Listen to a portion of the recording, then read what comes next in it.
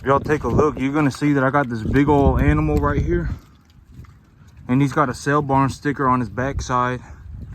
And if you take a look at him, you can actually count the ribs on his body. 1, 2, 3, 4, and you can see his hip bone sticking out the back. And so that's what an animal looks like when they're very thin. And I talk about this all the time, but in terms of the cattle market, the commercial buyers are the big buyers.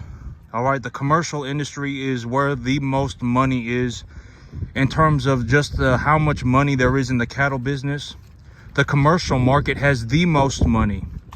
And this animal, I actually bought this animal for less than $1,100. And so this is a very good example of, the person who owns this animal, or excuse me, the person who owned this animal before I did, would have made an extra $500 if they had just fed the animal properly. This is a very good example of that. I bought this animal for under $1,100, and the animal weighs 650 pounds. And the animal has just been eating ever since they got here. They are bone thin. The animal is bone thin. You can actually count the ribs on the animal's body. All right, if you take a look at this animal, you can actually count the number of ribs that are on this animal's body. And actually, and this is a very good time to take a look at it, because I mean, look at the other animals, right? Look at the other animals that are here. You can't see any ribs, right? I mean, you can't see any ribs on their body. They look good. And then I bought this animal yesterday. And so what do you think the body conditioning score is for this animal? What's the body conditioning score for an animal like that? I would say that the animal's probably at like a 3. I can actually count every bone on that animal's rib. I can actually count them from all the way down here. 1, 2, 3, 4, 5 ribs right there. And I can actually see another one right behind his elbow. So the animal is very thin. And if you look across the top of the animal, you can actually see that the spine of the animal kind of protrudes. That's also another sign that the animal is very thin. And so this animal right here, and this is a very good example of what I mean when I say, if you don't feed your animal, you're gonna lose money. All right, if you're sitting there in a situation where you're like, oh man, I don't want to go and buy feed.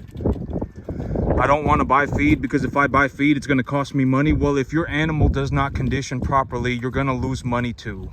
All right, this is a very good example. I legitimately bought this animal for less than $1,100, and the animal weighs 650 pounds. And I can clearly see the animal's spine, and I can actually count like every single rib on the animal's body. And the animal's just been flat out eating ever since he got here. I mean, he's just eating nonstop.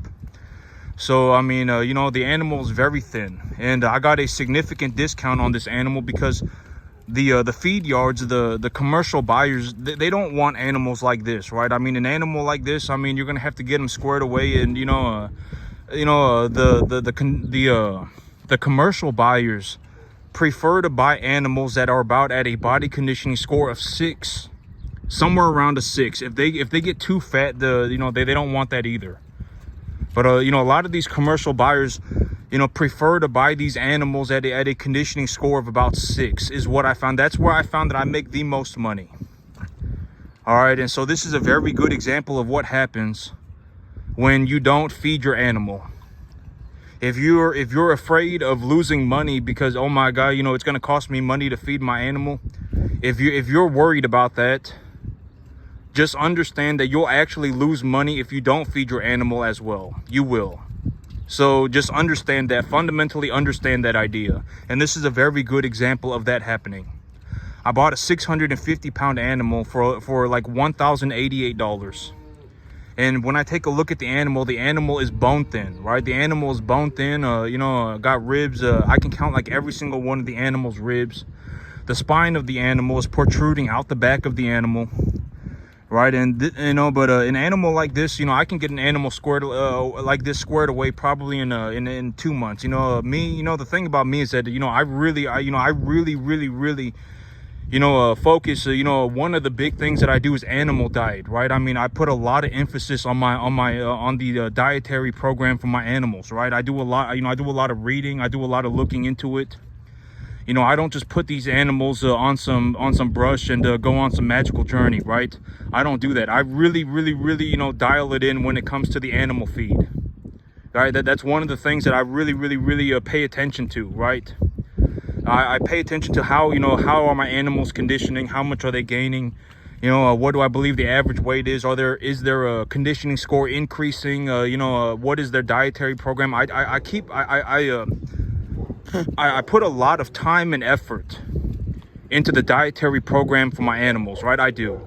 It just is what I honestly do. I put a lot of time and effort into the dietary program for my animals, right? But this is a very good example of what happens when you don't feed your animals properly. You're gonna lose money anyway. You'll lose more money than the money you would have saved. All right, you're gonna lose more money than the money you would have saved.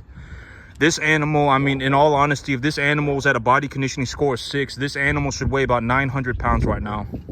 You know, the animal should weigh probably about 900 pounds. The animal is very tall. You can actually tell that the animal is taller than every single one of my animals here, and he weighs about the same as the other, you know, as the larger animals here. He weighs you know, 645 or something like that, 650 or something like that. And so that's not good. I mean, if this animal was at a body conditioning score of 6, you know, the animal would have been probably 900 pounds by now. You know, and that's not good. I mean, and, you know, if you really think about it, I mean, you know, if you feed the animal, I mean, and the animal puts on more weight every day. I mean, you know, this animal should have been 650 pounds 3 months ago. I mean, you know, you would have definitely, whoever, you know, but this is a good situation. If you have an animal like this, and just be honest with yourself, okay? Lying to yourself is not going to help your situation.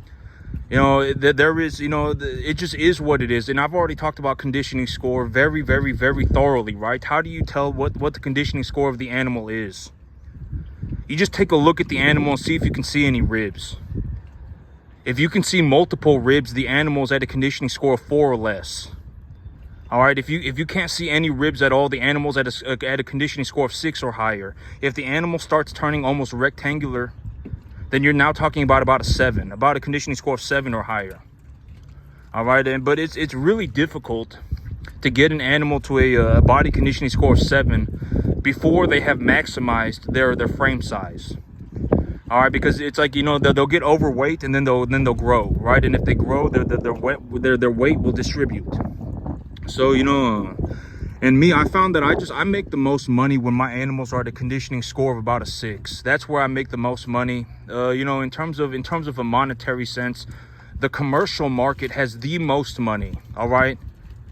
You know, I would highly suggest, if you're going to learn how to do anything in terms of, like, if you're going to go into the cattle business and you're honestly looking to be in the cattle business and make money in the cattle business, I would highly suggest that you learn the commercial industry. Our commercial beef is effectively a global commodity. All right, these people, I mean, the beef industry is a multi-trillion-dollar, I don't even know how, it's a massive business, right? I mean, people buy and sell beef effectively every single day of every single week of every single year for many years. And I would even go and I would even anticipate, I would logically bet that the price of beef is actually going to be higher in 40 years than it is today. That is what I would bet. All right, beef is probably going to go up in price over the next 40 years. People are going to eat beef until, at least for the duration of my entire life. Probably for at least the next 1,000 years. Maybe for effectively infinity. Until the end of human existence, people will eat beef. All right, more than likely. Somebody will be eating beef somewhere. All right, so, you know, I'm not worried about the beef industry going to zero. The commercial beef industry just is what it is, okay? It's a massive industry. It has a massive sum of equity.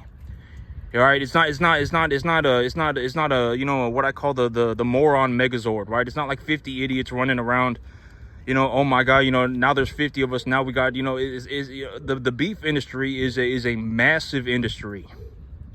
It is a massive industry. There is a certain way to do things in the beef industry. They have certain standards, right? We want our animals at a conditioning score of this, right? We want the animals to have these vaccinations. We want the animals to be handled like this. You know, that's what and if you give them that, they will then write you a check. And the beef industry is very fair. The commercial beef industry is very fair. If you give them what they want, they will give you market price. When you, like me, when I estimate the price of the animal, the reason that I am so accurate with my pricing is because I effectively cater to the beef industry. And I talk about this all the time. When it comes to pricing an animal, like when you watch me do it and you're going, oh my God, this is incredible, right? I mean, and I'm not looking to float my own boat. I'm not looking to whatever.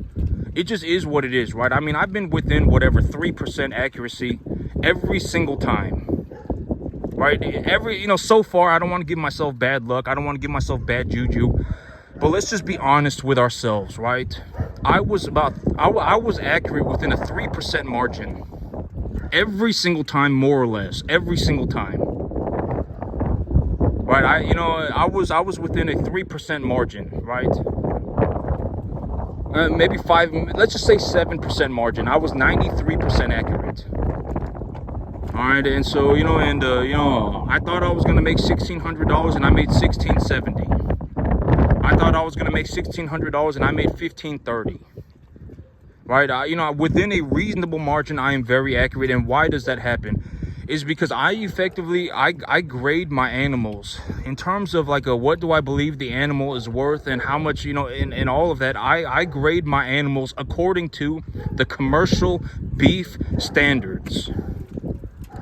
All right, the commercial beef. All right, when we talk about large scale beef industry, massive beef industry, when we're talking about the giant beef industry, that's how that's where I collect my information. And that's why when you take a look at it and it just is what it is, and you're like, oh my God, I'm very accurate, right?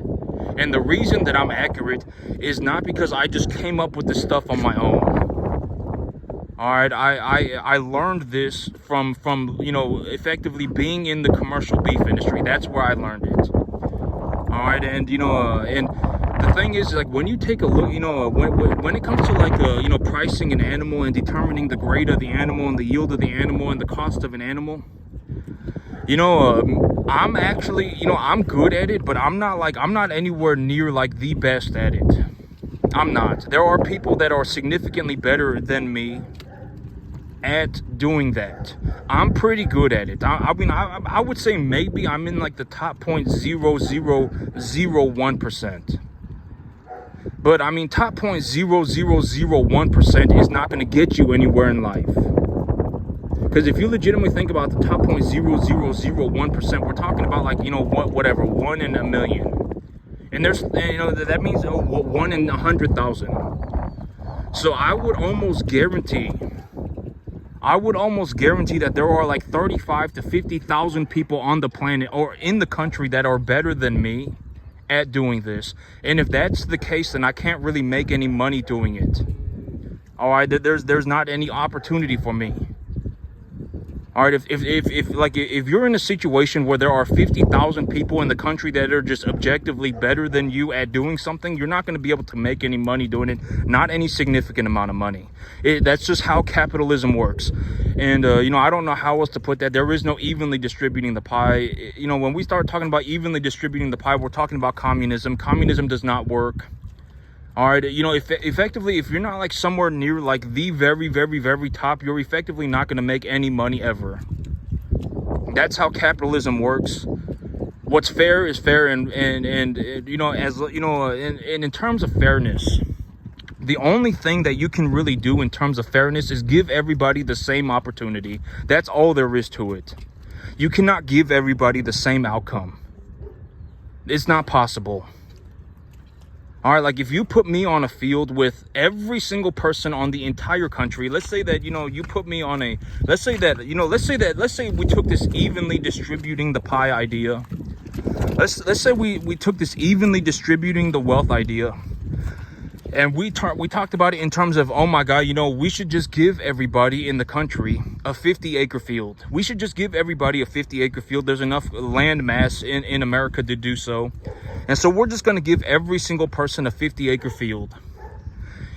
So in this situation, if everybody has a 50-acre field, And no matter what you do, you will always only have a 50-acre field. Then people like me would not be, there would be zero reason for me to do better, right? And when I do better, I mean, granted that I'm not a saint, right? I'm not a saint, but when I do better, the world effectively benefits, right?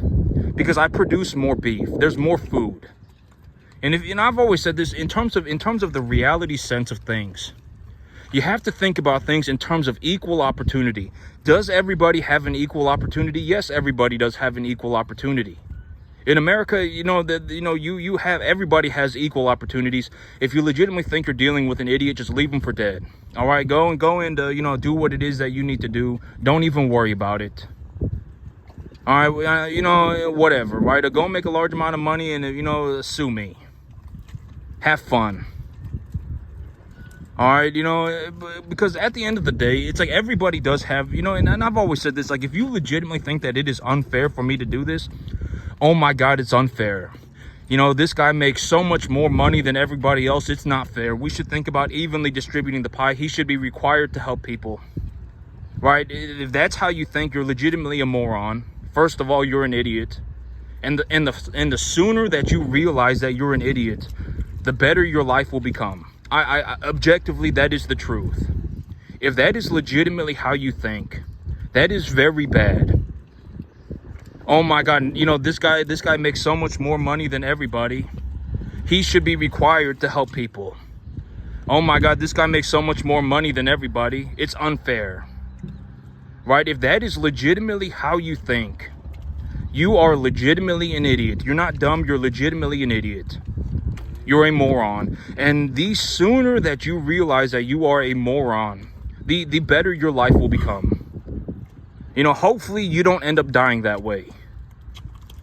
Because at the end of the day, if you legitimately want to go and find yourself a good deal and do a deal and go and buy yourself 160 cattle a year and run yourself a commercial cattle farm and learn how to grow grass and run a business by yourself and run all these, nobody's stopping you. Nobody's stopping me. It's a free country. All right, it is what it is. Everybody has access to the same opportunity. All right, legitimately, that's how it is. It just is what it is, right? That's a statement of a fact. All right, like legitimately, let's say that there's 350 of you watching this video. If every single last one of you, all 350 of you decided, you know what, I'm going to go and get myself a piece of land. I'm going to buy a 20-acre field or whatever. I'm going to go and find myself a lease property, right? I've already said I don't pay anything for the lease property and, I'm going to pay out a dividend anyway. Right? Go and find yourself a piece of land or whatever. I'm just going to go and buy myself a 20-acre field for $1,000 a month. And I'm going to start running 120 cattle a year by myself. If you legitimately came to that conclusion and that was what you wanted to do, you could go and do it. Nobody's stopping you. Free country. Have fun.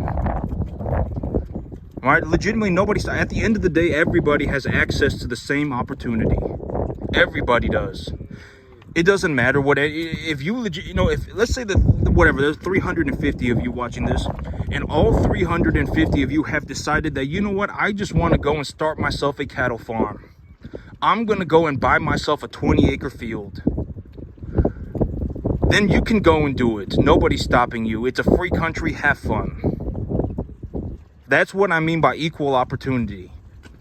Is your life, probably, if you legitimately think that if you do that and your life is going to turn into a Disneyland adventure and whatever, oh my God, I fell out of heaven to seven and I can just go skipping off. You're an idiot. Our running cattle is not easy. All right, I don't know how else to put this other than, go and find out for yourself. Running cattle is not some, think about it like this. How many people do you know that are just like, you know what, you want to know how I became a multi-millionaire? You want to know how I did it? I started myself a first-generation cattle farm. How many people do you know that do that? I may be the only one. Running cattle is not simple. It is very difficult. And if you're not prepared for that, and if you're, there's a very realistic possibility that you're already a moron, that you're already an idiot. Your decision-making process is going to leave you poor forever. You're going to hold on to being poor forever, and then you're going to die poor. There's like a 98% chance of if I legitimately went in whatever, right, with the entire country, all 333.4 million people, and I had a 30-second conversation with every individual, I could effectively determine what your decision-making process is. I could. It's very obvious. And I talk about this in terms of like the reality sense, right? Like if you're talking to somebody and they're not effectively if they don't have some reasonable idea, if they do not have some reasonable idea for effectively doing better for themselves, then more or less they're either in a situation where they're going to go flat sideways forever, or they're actually going to spiral downhill forever. That's the reality of the situation, right? If you legitimately take a look at it for what it is, right, you effectively have three directions that you can go. You can go up, down, or sideways, and a majority of people actually end up going down. And in a worst case scenario, you will actually start going down slowly. That's the worst case scenario, because it's like, you're not sure if you're kind of doing okay, if you're not doing okay. You're not sure.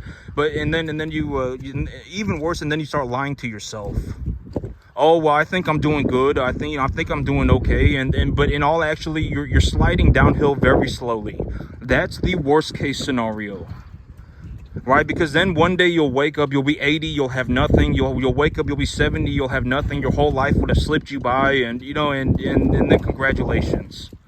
Right? And now you can't do anything, and congratulations. Right? That's the ultimate outcome, right? It happens to a lot of people. And you don't want to end up in that situation. All right? Going downhill slowly is the worst case scenario. All right, that's the worst case. You want to be in a situation where you're looking to do better for yourself. And a very reasonable idea for something like, if you want to do better for yourself, what's a very reasonable idea? All right, if most people, almost in terms of the overall economic standard, and I talk about this all the time, like if you actually take a look at the data for what it is, if you make over $90,000 a year, you're upper middle class. If you make less than $35,000 a year, you're impoverished. If you make, I think it's $25,000 or something. If you make less than $25,000 a year, you're impoverished. And if you make over $90,000 a year, you're upper middle class. The gap, it's almost all effectively the same thing. Lower middle class, upper middle class, it's all effectively the same thing. If a majority of people, if you're in a situation where you find a way to make an extra $2,000 a month, and you take that $2,000 a month and you buy yourself a good investment, right? You find a way to make $2,000 a month more, and then you take that money and then you buy yourself a good investment. And you do that over a long period of time. Eventually, you will never worry about money again. Maybe it takes 5 years. But after that, you will never worry about money again. That's what it takes for a majority of people. After a while, the money does not do anything. The money does not do anything. And I'm a very realistic example of this, right? I think I probably have an excess of, I don't even know, maybe like $15,000 a month, $10,000 a month, something like that.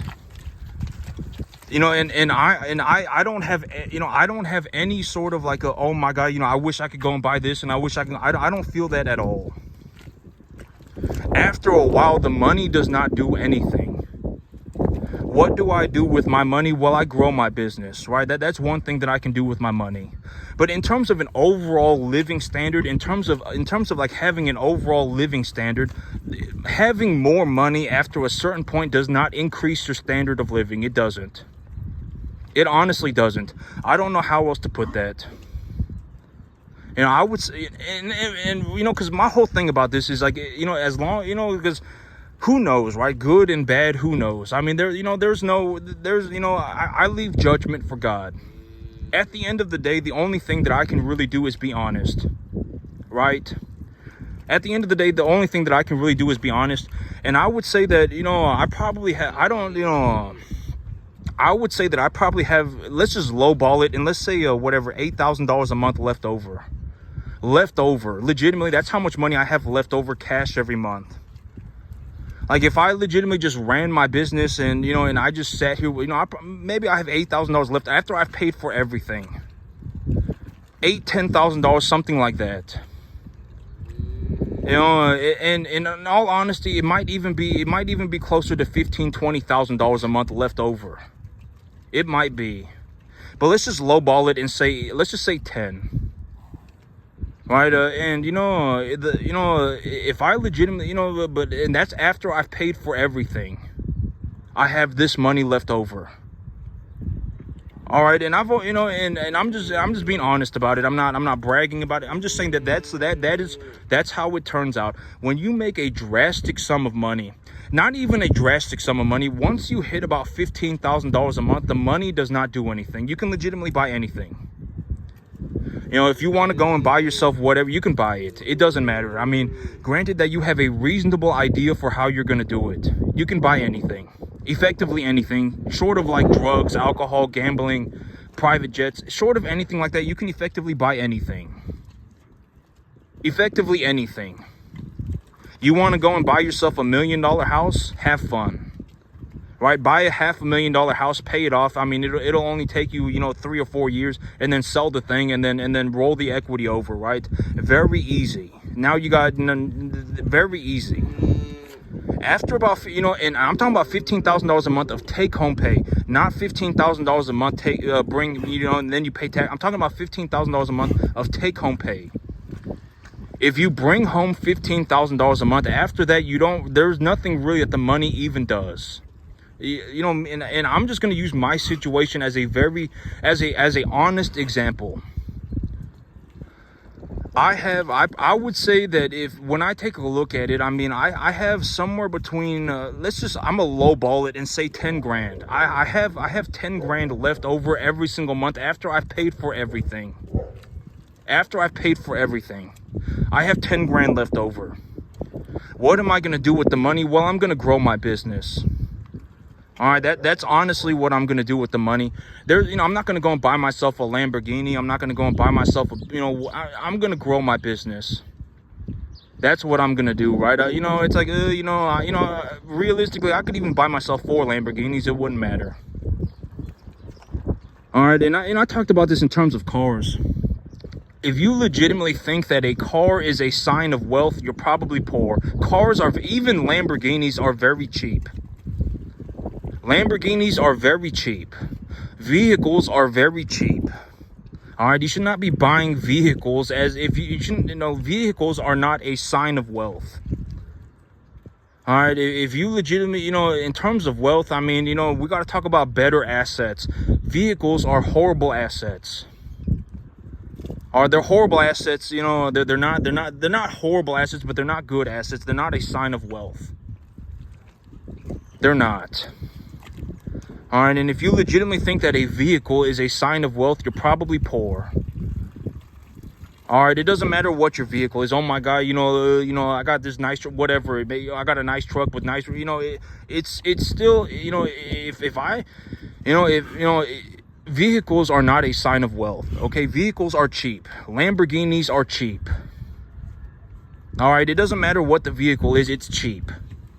Granted that we're not talking about a private jet or a yacht. In terms of cars, Ferraris are cheap. All right, there are many better assets than cars. You know, you can practically choose anything and it will be better than a car. All right, I mean, but that's what my monetary situation looks like. I would say that I probably have about $10,000 a month left over every single month. I probably do.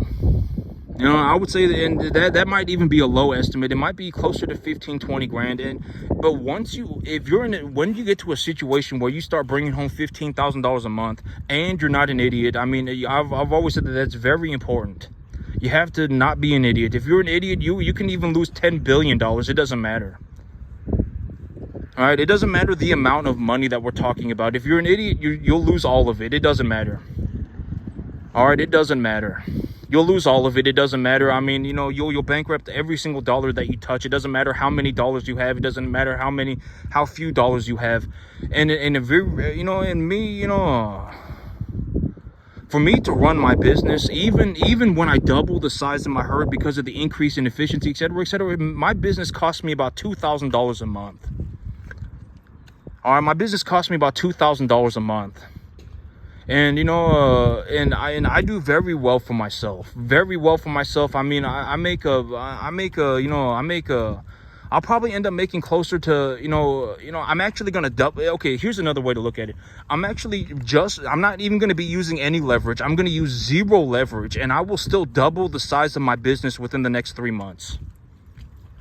I will use zero leverage, and I will double the size of my business within 3 to 4 months. I will double the size of my business. And even right now, my business makes about $12 to $14,000 a month. That's just straight cash flow. I still have the rest of the herd. This business probably realistically makes about 20 grand a month. All right, you know, it just is what it is, right? And you know, and I actually posted my check yesterday. I show y'all my checks. Why not? Money is not, you know, I'm not bragging about it. I'm not a malicious person about it. I'm not slapping anybody in the face with money. I'm just showing you that money is a statement of a fact. If I bring home $6,600 and then I bring home $7,400, how much money is that? 14,000 flat out. That is the answer. There is no right. That is the answer. Money is a statement of a fact. I don't know how else to put that. Money, nobody cares about an opinion. All right, go to the bank with your opinions, see what happens. They're not going to give you anything. Nobody cares about an opinion. Money is a statement of a fact. Oh, $6,600, $7,400. That's $14,000. Boom, that's the answer. And I'm going to take that money and I'm going to reinvest it into my business. And when I reinvest it into my business, I will actually be able to double the size of my business within the next 3 or 4 months. I will steadily be increasing the size of my business, and I would anticipate that my business actually doubles over the next 3 or 4 months. And that is with me using zero leverage. Zero leverage. I'm not going to take any loans. All right, that's, you know, and that's a statement of a fact. I'm not bragging about it. I'm not boasting about it. I'm just telling you that that is what it is. What it is. Nobody cares about opinions. All right, you know, and if you don't understand money, I don't understand how you know, me, I legitimately have difficulty doing math past about multiplication and division, and I still understand money. How do you not understand money? How is that even? It's not humanly possible. Granted that you're not like mentally handicapped. Money is not difficult. Money is not difficult. You know, money is very easy. You just look at it and it is what it is. I don't know how else to put that. Money is very simple. All right, it's legitimately like just adding two numbers together. Oh, he may, like, actually, you don't even have to add. Right, like yesterday I brought home a check. What did it say on the check? Boom, that's the number. That's the money. That's it. You don't have to add, divide, subtract, nothing. This month, I would actually anticipate, you know what? I mean, I bought $1,200 worth of fertilizer. You know, fertilizer costs are up a bit, and, you know, I bought $1,200, but, you know, whatever. I just, you know, okay, think about it like this.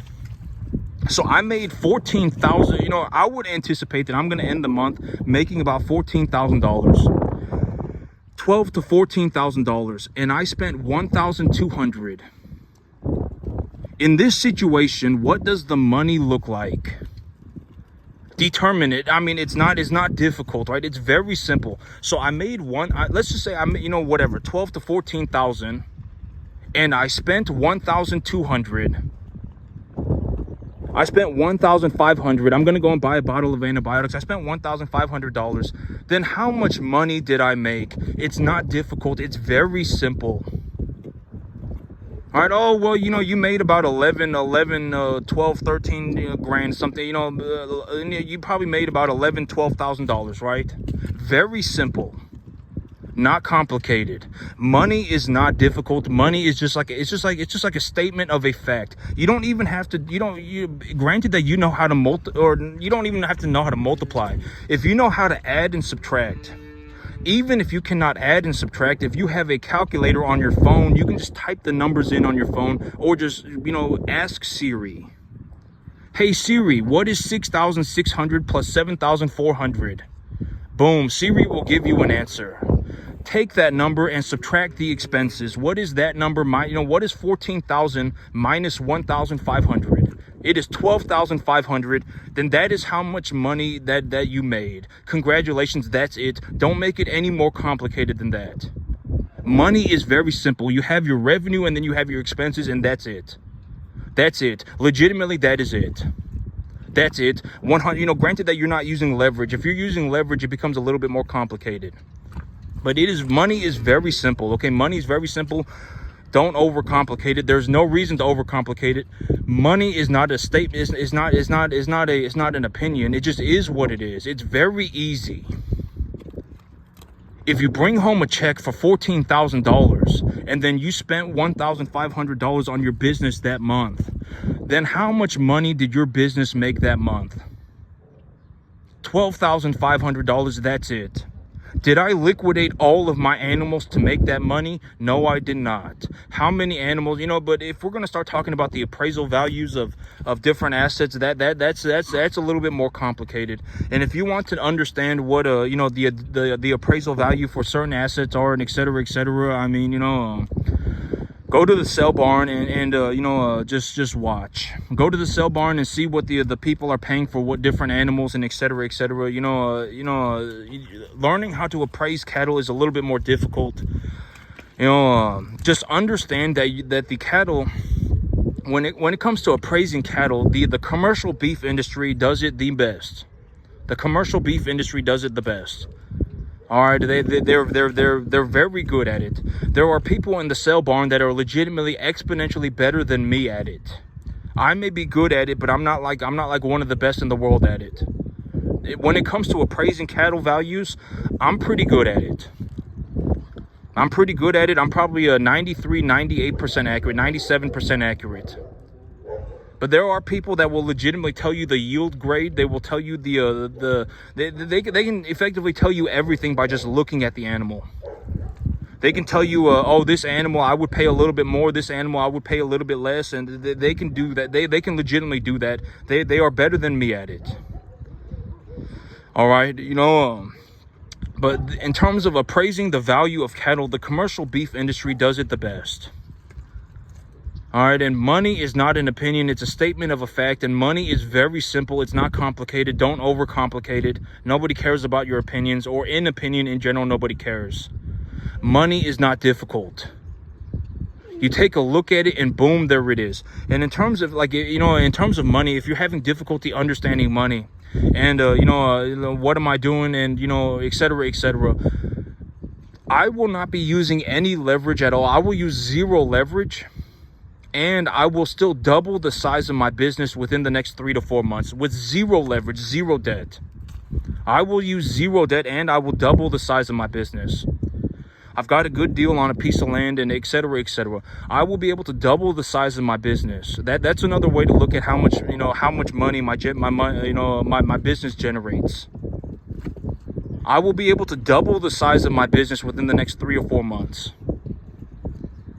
All right, that's another way to look at it. I mean, in terms of a monetary sense, I am 100% in the net positive. I don't even know how much money I make. If I was going to reasonably anticipate how much money I make, I would say I probably make about $20,000 a month on this business, somewhere like that. I probably do.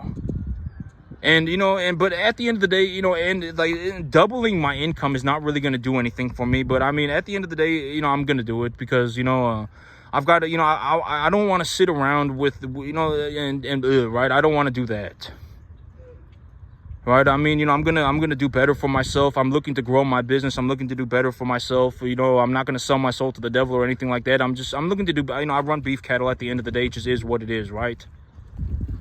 And money, And I know that this is a whatever, right? It makes me sound like a horrible person. It makes me sound like a prick or whatever. But at the end of the day, trust me, I'm not going to be the one who cares. All right, I don't even know how much money I make. I don't. I make a boatload. I don't even know how much money. I don't. I have a lot left over every month. That's how much money I make, and I'm actually going to do better for myself.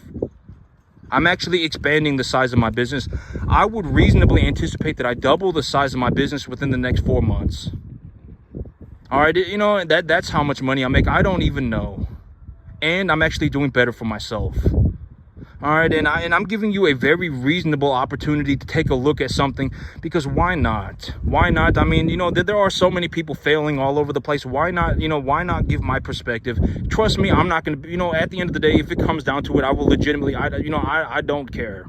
Trust me, and, you know, if you're poor, you're probably going to die poor. You know, I can almost guarantee it. There, you know, if you manage to turn yourself around, it would be a miracle. I mean, you know, I guarantee it. All right. You know, it's not and it's sad. It's not funny. I'm not being malicious about it. It's sad. There's no reason to be poor.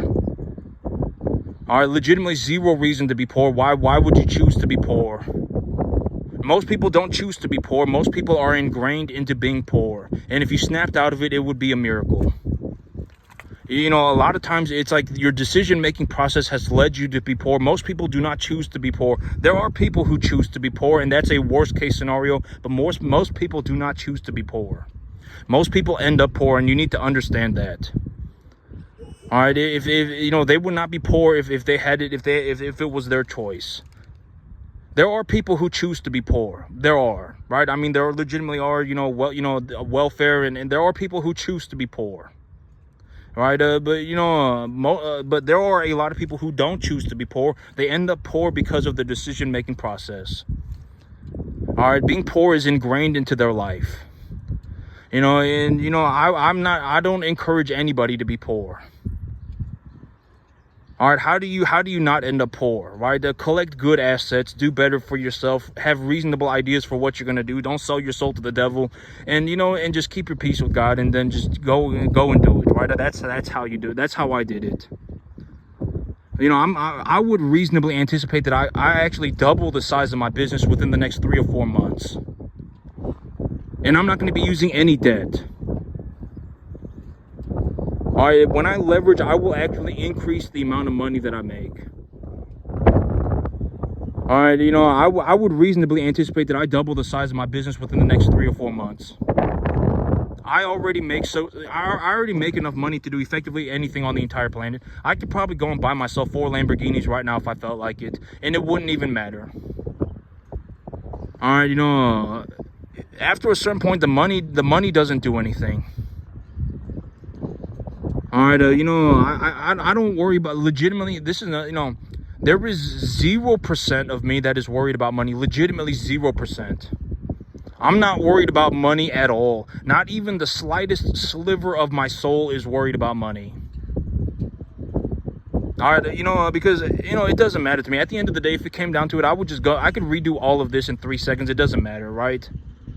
It doesn't matter. I mean, you know, I already, you know, most people cannot make $20,000 a month doing anything at all. Most people cannot make $20,000 a month. Most people can't make $40,000 a month. Most people can't make even $20,000 a month. Most people can't.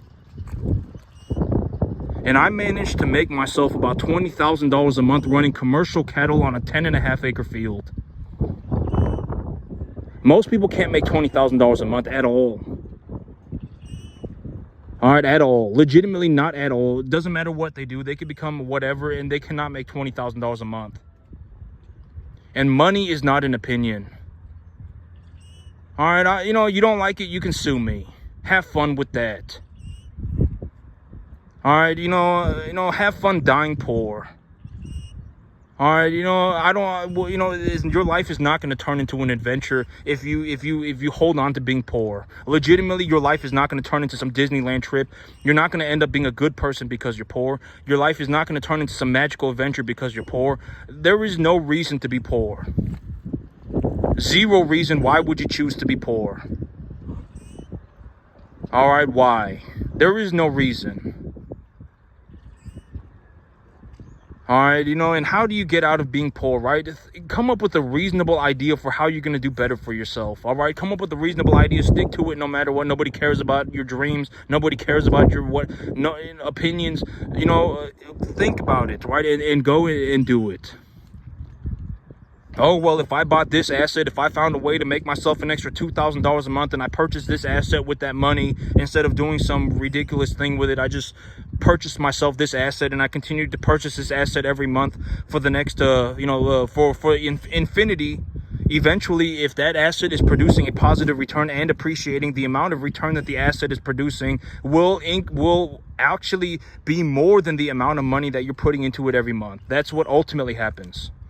Like if you put $2,000 a month into an asset that you purchased at its appraisal value, let's say the S&P 500, and let's say that the stock went up for whatever, right, 10% a year, whatever, 10% a year, and you held on to the stock and it produced you whatever, right, and you held on to the stock. Eventually, the appreciation value of your asset will outweigh the $2,000 a month that you're putting into it. Eventually, it will.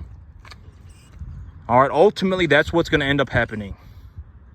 It might take a long time, but it might not even, who knows, right? I mean, I don't know, whatever, right? But eventually it will outweigh, it will actually produce you a larger return than the amount of money that you're putting into it.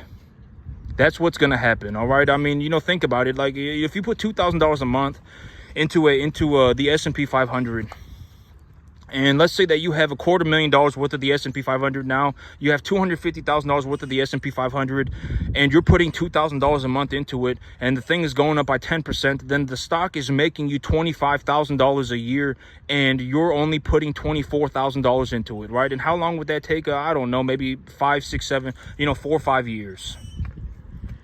Eventually, the appreciation of the asset will actually, be larger than the amount of money that you're putting into it. All right, and that's how you do it. Do I suggest that you go and become like a one in like a billion, one in 5 billion type cattleman? No, I don't. Most people, running cattle is not easy. I don't know anybody even doing 10%.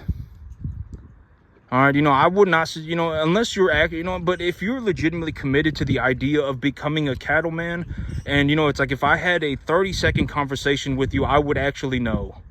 Because, do you fundamentally understand that, this is going to take a very long time? Like, if you're going to learn how to run cattle, you're going to have to work on it, 15 hours a day for the next 15 years of your life. Are you sure about that?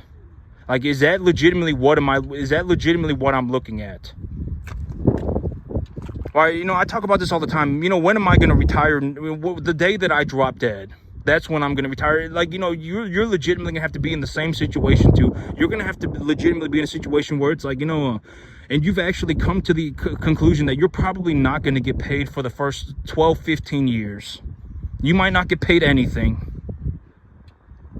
All right, and it's and if you're legitimately okay with that idea, then sure, then now we can learn how to become a cattleman. But if you're not in that situation, I would suggest doing something else. There are after a certain time, the amount of money doesn't even matter. The money is negligible after a certain point. It doesn't matter. All right, you don't need to think about becoming some 1 in a billion cattleman to make money. I may be one. There might not even be 3 people on the entire planet that can do this. I may be one of 3, maybe one of 5. I don't even know. I don't know anybody even doing 10%. All right, it just, and at the end of the day, trust me, I don't care. All right, I'm the one with the money. I make a boatload of money. I don't even know how much money I make. I don't. I make so much money doing this. I don't even know how much money I make. I don't. All right, at the end of the day, I'm not going to be the one who cares. I'll be rich by myself if that's what it comes down to. I will legitimately just sit here and be rich by myself. It doesn't, I'm not going to go and become poor. All right, what good would it do for me to become a poor person? It's not going to do anybody any good if I become poor. Right? It's not going to do anything for anybody.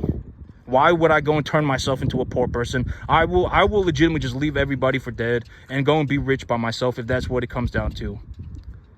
All right, it doesn't matter to me. Trust me, I don't care. I have the money. I'm the one who knows how to make the money. I'm the one who makes the money. There's a very realistic possibility that I make somewhere between 250 and 400 times more money than almost everybody in the entire country. You know, if you take a look at how much money I generate running cattle, it put me in the top 0.00001% of the entire U.S. economy for the year 2024. All right, I don't know, you know, it just is what it is. And at the end of the day, I'm not going to be the one who cares. I'm the one with the money. I'm the one who knows how to make the money. It doesn't matter to me. All right, and I'm actually going to be doubling the size of my business within the next 3 or 4 months using zero leverage. But that's it for me today, YouTube. Y'all have a good one.